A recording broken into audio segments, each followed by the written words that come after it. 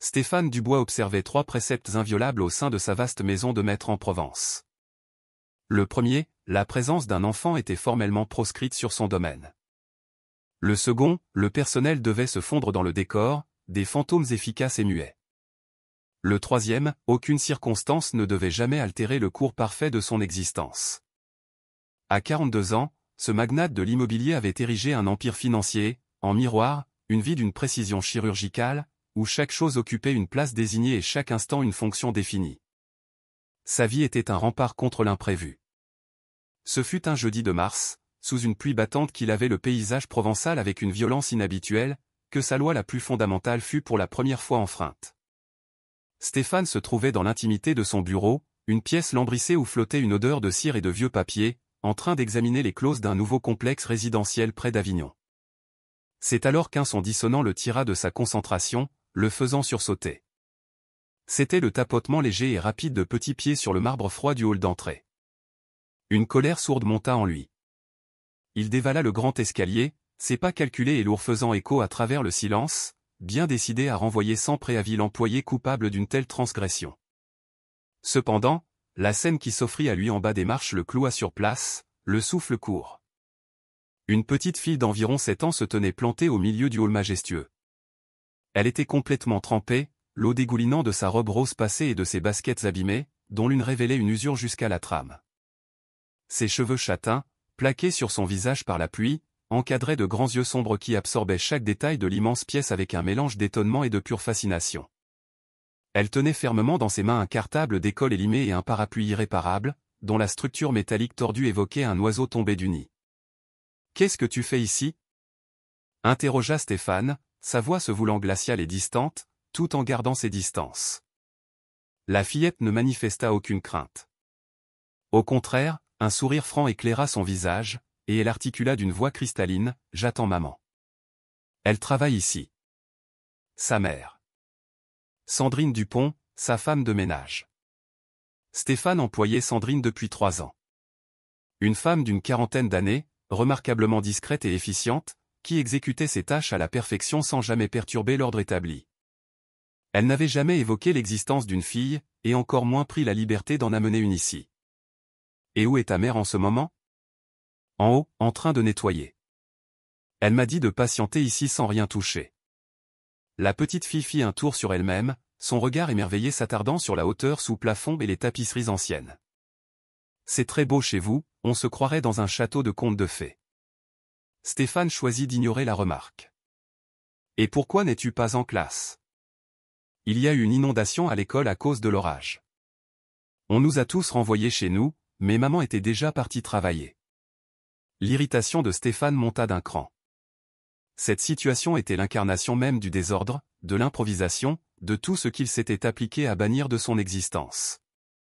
Les enfants représentaient le chaos à l'état pur, ils étaient bruyants, imprévisibles et désordonnés. L'antithèse de son monde. « Reste exactement là où tu es et ne touche à rien », lança-t-il d'un ton sec avant de monter les escaliers à grandes enjambées à la recherche de Sandrine. Il la trouva dans la bibliothèque, une pièce monumentale dont les murs disparaissaient sous des milliers de volumes reliés, absorbés par le polissage de l'argenterie. Dès qu'elle l'aperçut, son visage concentré se crispa d'inquiétude. « Monsieur Dubois, un souci ? » « Il y a une enfant dans mon vestibule, » annonça-t-il, ses mots pesant une tonne. Le visage de Sandrine perdit toute couleur. « Oh, mon Dieu ! Monsieur, je vous prie de m'excuser. L'école de Chloé a fermé en urgence à cause des inondations, je n'avais aucune solution de garde. Je vous jure que cela ne se reproduira plus. Chloé, c'est ma fille. Elle a 7 ans. Monsieur, je vous en supplie, j'ai besoin de ce travail. Accordez-moi juste 1 heure pour terminer, et je vous promets que... » Stéphane leva la main, coupant court à son plaidoyer désespéré. Il vit la terreur dans son regard, le tremblement de ses lèvres. Sandrine était une employée parfaite. La congédier pour un cas de force majeure engendrerait un désagrément supérieur, la recherche d'une perle rare aussi compétente. « Terminez ce que vous avez à faire, » concéda-t-il, sa voix trahissant plus de lassitude que de colère. « Mais que je ne vous y reprenne pas. »« Merci, monsieur. »« 1000 fois merci. Je vais lui redire de ne pas bouger. » Stéphane redescendit, le front plissé, son cerveau déjà en train de reprogrammer sa journée pour contourner cet obstacle inattendu. Il n'avait que faire d'une enfant dans son environnement stérile. Mais en atteignant le hall, son attention fut captée par un spectacle surprenant. La fillette n'était plus debout au milieu de la pièce. Assise en tailleur sur le marbre, elle avait déballé ses fournitures scolaires et, penchée sur un cahier, écrivait avec une application extraordinaire. Une auréole d'humidité s'était formée autour d'elle sur le sol, mais elle semblait complètement étrangère à son propre inconfort. « Qu'est-ce que tu fabriques ?» Chloé leva la tête, lui adressant le même sourire lumineux.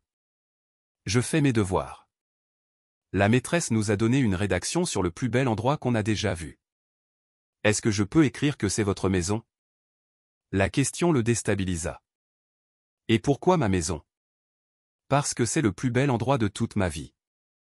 Regardez cet escalier avec la rampe qui brille et la lumière qui passe dans les vitres colorées de la porte. C'est comme dans un palais. » Stéphane suivit son regard, essayant de percevoir sa propre maison à travers le prisme de l'innocence. Ce qui n'était à ses yeux qu'une accumulation de biens de luxe, un décor fonctionnel, devenait sous le regard de l'enfant un royaume enchanté. On ne fait pas ses devoirs par terre. C'est sale. Oh, ça ne fait rien.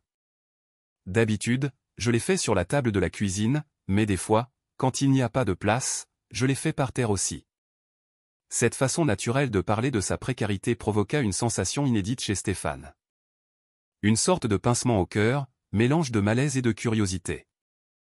Il y a une table dans le salon, lâcha-t-il, s'étonnant lui-même. Les yeux de Chloé s'agrandirent. Pour de vrai, je peux ? Tant que tu ne déplaces rien. Il la précéda dans le salon principal, une pièce d'une perfection glaciale, où chaque meuble design et chaque tableau d'art abstrait semblaient avoir été positionnés au millimètre près. Chloé le suivit sur la pointe des pieds, comme si elle marchait sur un sol sacré. Oh là là, la table ! S'émerveilla-t-elle devant la table basse en cristal. On voit à travers, comme dans l'eau. Elle s'assit sur le bord d'un sofa immaculé et installa ses quelques affaires avec une délicatesse infinie. Stéphane l'observa un instant, captivé malgré lui par le sérieux quasi religieux qu'elle mettait à sa tâche. « De quoi d'autre vas-tu parler dans ta rédaction ?» demanda-t-il, incapable de mettre fin à la conversation. « Je vais écrire que vous devez être quelqu'un de très important pour vivre ici, et que maman doit être contente de travailler dans un endroit aussi beau. » En quoi serait-ce beau pour ta mère ? Parce qu'elle me dit toujours qu'elle aime son travail ici. Elle dit que vous êtes un patron sévère, mais juste, et que c'est la maison la plus propre où elle a jamais été. Stéphane fut curieusement touché. Jamais il ne s'était soucié de l'opinion de son personnel. Et toi, comment tu te trouves, ici ? Chloé interrompit son écriture et le dévisagea. Je crois que vous devez être très seul. La remarque, d'une franchise désarmante, le laissa pantois. Qu'est-ce qui te fait dire ça ? Cette maison est magnifique, mais il n'y a pas de bruit. Les maisons où les gens sont heureux, il y a toujours du bruit. C'est maman qui le dit. Pas du mauvais bruit, mais de la musique, des gens qui rient, qui parlent. Du bruit de la vie. Incapable de formuler une réponse, Stéphane s'installa dans un fauteuil face à elle, la regardant se replonger dans son devoir. Il y avait quelque chose de fascinant dans sa manière de tirer la langue pour se concentrer, de peser chaque mot. « Je peux vous poser une question ?» reprit Chloé après un moment. « Laquelle ? Pourquoi est-ce que vous n'aimez pas les enfants ?» Il se sentit rougir. « Qui t'a raconté ça ? » Ma mère. Elle m'a dit que vous n'en vouliez pas ici parce que ça salit. Mais moi, je ne salis pas. Non, concéda Stéphane. C'est vrai. Alors c'est peut-être juste les autres enfants que vous n'aimez pas. Moi, je suis très soigneuse. Vous avez vu comme j'ai bien rangé mes crayons ? De fait, ses crayons de couleur étaient alignés par taille et son cahier positionné au centre exact de la table. Pour son âge, c'était remarquable. Comment se fait-il que tu sois si soigneuse ? Maman m'a appris. Elle dit que si on prend bien soin de ses affaires, on les garde plus longtemps, et on n'a pas les moyens d'en racheter tout le temps. La simplicité avec laquelle elle exposait leur réalité économique installa un silence inconfortable. Stéphane détailla ses vêtements modestes, ses chaussures trouées, son cartable usé. Pour la première fois de sa vie, il mesurait concrètement le fossé qui le séparait de ceux qui travaillaient pour lui. « Fais-moi voir tes dessins », demanda-t-il en montrant des feuilles qui dépassaient du cartable. « D'accord. » s'exclama TL, ravi. « Ça, c'est ma famille. Moi, maman, et mon pépé Jean qui vit avec nous. » Le dessin, fait à la craie grasse, était simple, mais chaque personnage, dessiné main dans la main devant une petite maison fleurie, rayonnait de bonheur. « Vous habitez tous les trois ? » ? « Oui. Mon pépé n'est pas en très bonne santé, alors maman prend soin de lui. Je l'aide, moi aussi. Je sais préparer sa tisane, réchauffer ses repas, et même plier le linge. Et ton père ? » Le sourire de Chloé vacilla. « Il est parti il y a longtemps. Maman dit qu'il y a des hommes qui ne sont pas faits pour être papa. » Stéphane était impressionné par sa capacité à parler de sujets si douloureux sans le moindre pathétisme. À cet instant, Sandrine entra dans le salon, toujours sur la défensive. « Chloé, ma puce, il faut y aller. »« J'ai fini. »« Oh non, maman, pas encore. Ma rédaction n'est pas terminée. »« Tu la finiras à la maison. » Chloé commença à remballer ses affaires avec un soupir, quand Stéphane intervint, « Elle peut la finir ici. »« Elle ne me dérange absolument pas. » Sandrine le fixa, incrédule. « Vous êtes certain, monsieur ? » ?»« Certain. » Et puis. Il marqua une pause. L'averse a repris de plus belle. Attendez donc que ça se calme un peu. Le soulagement qui inonda le visage de Sandrine était presque palpable. Merci, monsieur Dubois. C'est vraiment très gentil. Tandis que Sandrine repartait astiquer une dernière fois la cuisine, Stéphane demeura avec Chloé. Elle s'était remise à écrire, mais cette fois, elle chuchotait ses phrases en les formant. Point et dans le château de monsieur Dubois, il y a un grand escalier en colimaçon, et une table magique qui est invisible. Pourquoi parles-tu en écrivant ? Pour entendre la musique des mots. C'est maman qui m'a appris. Elle dit que les phrases, c'est comme des chansons, il faut qu'elles sonnent bien à l'oreille. Cette réflexion, d'une poésie inattendue, le toucha. Depuis quand n'avait-il pas lui-même écouté la musique des mots, noyé dans le jargon des contrats et le silence de sa demeure ? Laisse-moi lire ce que tu as écrit. Chloé, fière, lui tendit son cahier. L'écriture était appliquée, et le texte, bien que naïf, était d'une sincérité désarmante. Le plus bel endroit du monde, je l'ai vu aujourd'hui. C'est la maison de monsieur Dubois, où maman travaille. Tout y est grand et précieux, comme pour un roi. Mais le plus beau, ce n'est pas ça. Le plus beau, c'est que monsieur Dubois, il m'a laissé faire mes devoirs sur sa table en cristal, et il a été gentil avec moi. Je crois que c'est un homme bon qui a juste oublié de sourire. La dernière phrase lui fit l'effet d'une décharge électrique. Oublier de sourire. C'était donc ça, l'image qu'il renvoyait ? Pourquoi écris-tu que j'ai oublié de sourire ? Chloé le regarda avec ses yeux profonds. Parce que vous avez un visage qui ne sourit pas souvent. Comme mon pépé quand ses rhumatismes le font souffrir. Mais si je lui raconte une devinette, ça le fait sourire et il oublie d'avoir mal. Tu connais des devinettes ? Oui. Alors, raconte. Sans se faire prier, Chloé commença. Qu'est-ce qui est jaune et qui attend ? Je ne sais pas. Jonathan. Elle partit d'un rire si communicatif que Stéphane sentit les coins de ses propres lèvres se relever, formant un sourire involontaire. Ça y est. Vous avez souri. S'écria Chloé en tapant dans ses mains. Vous êtes beaucoup plus beau quand vous souriez. Stéphane réalisa qu'il avait souri. Un vrai sourire, pas une grimace sociale. Quand cela lui était-il arrivé pour la dernière fois ? À ce moment, Sandrine fit son retour. Le plus gros de l'orage est passé, monsieur. Nous allons vous laisser. Est-ce que je pourrais revenir demain pour vous lire la fin de ma rédaction ? Demanda Chloé, pleine d'espoir. Stéphane croisa le regard paniqué de Sandrine. Ma chérie, monsieur Dubois est un homme très occupé. En réalité, se coupa Stéphane, je serais très curieux de connaître la fin de cette histoire. Les jours suivants, une brèche s'ouvrit dans la forteresse de la routine de Stéphane.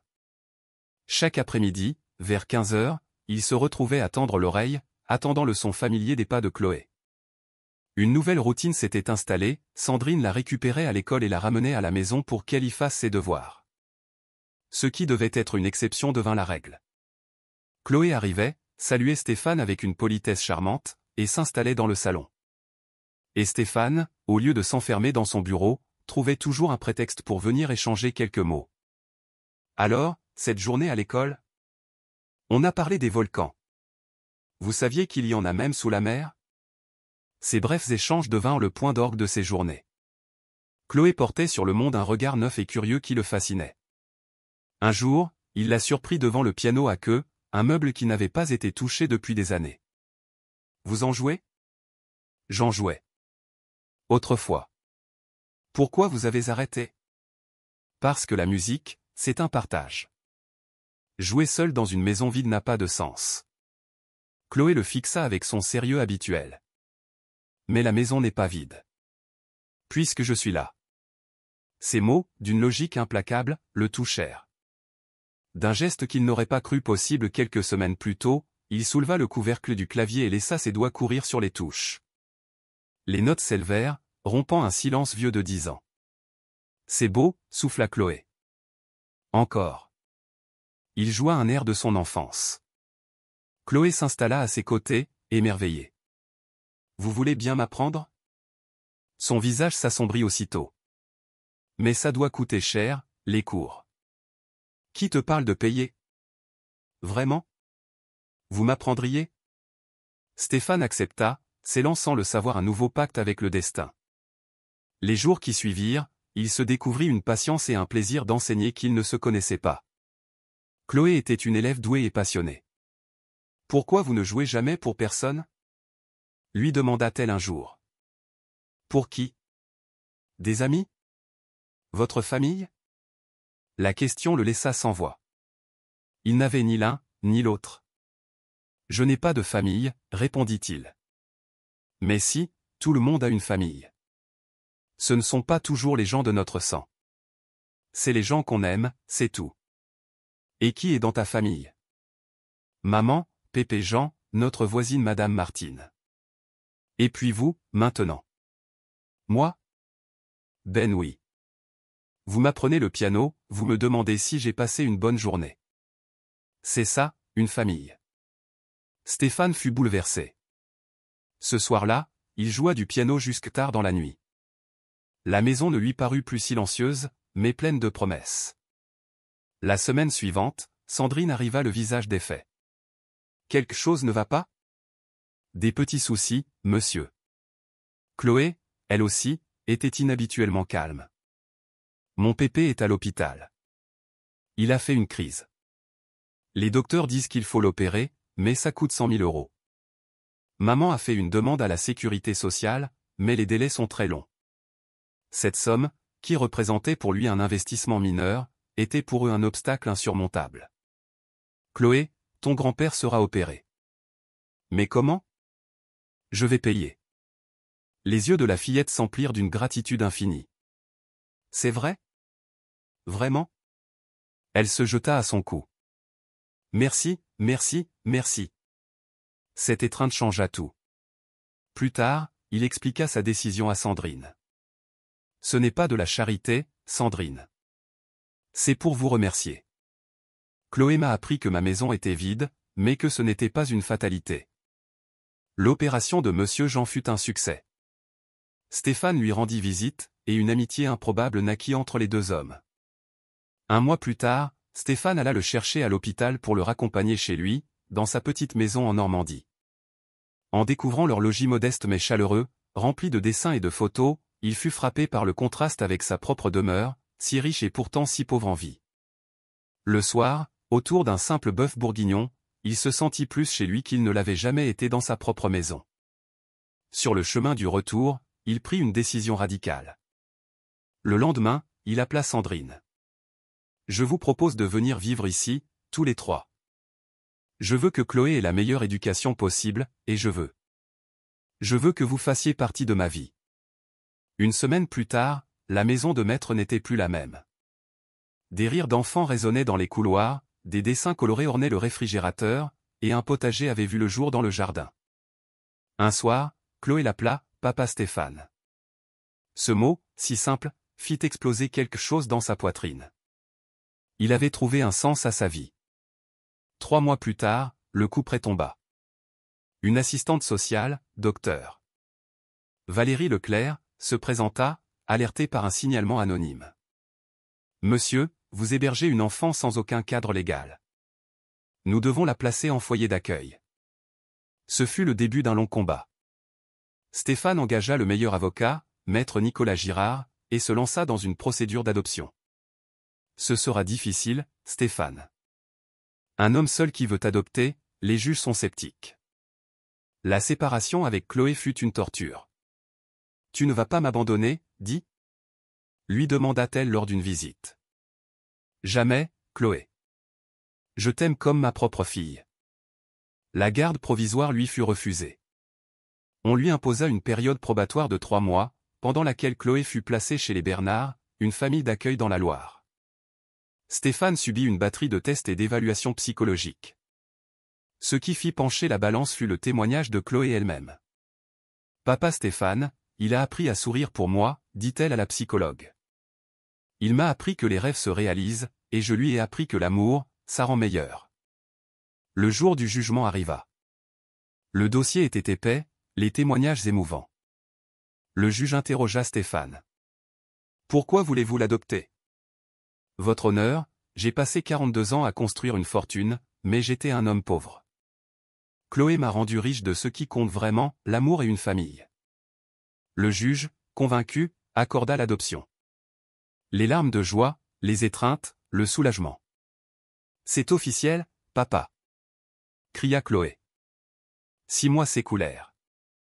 La maison était devenue un foyer. Un soir, un partenaire commercial appela Stéphane pour lui proposer l'affaire du siècle. « Je dois refuser, dit-il. Je suis déjà engagé dans le plus grand projet de ma vie, être un père. » Au récital de piano de Chloé, assis entre Sandrine et Monsieur Jean, il pleura de fierté en l'écoutant jouer Beethoven. Elle était sa plus belle réussite. Ce soir-là, en la couchant, il lui demanda comment elle se sentait. « Aimée », répondit-elle simplement. Plus tard, il retrouva Sandrine dans la cuisine. « Vous savez, Stéphane, dit-elle, vous n'êtes pas entré dans nos vies. Vous étiez la pièce manquante de notre puzzle, tout comme nous étions la pièce manquante du vôtre. » Stéphane se mit au piano. La musique qui s'éleva emplit la maison, non plus comme une complainte solitaire, mais comme l'hymne d'une famille enfin réunie. Tout avait commencé par une règle brisée, et s'était terminé par une vie reconstruite. Fin.